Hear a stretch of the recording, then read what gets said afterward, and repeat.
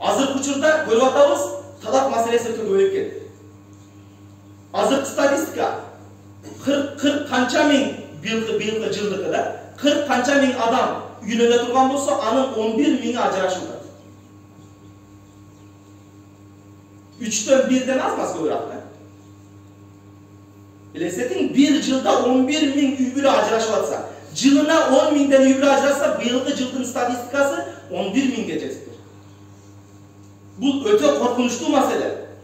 Ошол сиз менен биздин, бүт үммөттүн, ошол Кыргызстанда жашаган инсандардын кыздарыбызга, балдарыбызга үй бүлөдөгү акыларыны, үй бүлөдөгү бир өздөрүнүн ордуларını көргөзбөгөнүбүз, айтпаганыбыз себебинен болуп атат. Пайгамбар Алейхиссалам хадистерде "Абгадул халал илаллах ат-талак", адал нерселердин Кудайга эң жагымсыз, эң жамандары, жек көргөндөрү. Бул талак дейт. Эгер жерде бир талак айтылган болсо, талак деген сөз жерде айтылса, ихтазза минхул арш титирейт ал сөздү укканда дейт. Бул талак деген сөзү ойду келди айта турган нерсе эмес. Себеп кээ бир учурларда ушундай келет, ал талак айтып атканда ал эркек өзүнчө эркек да талак деп айтат дагы.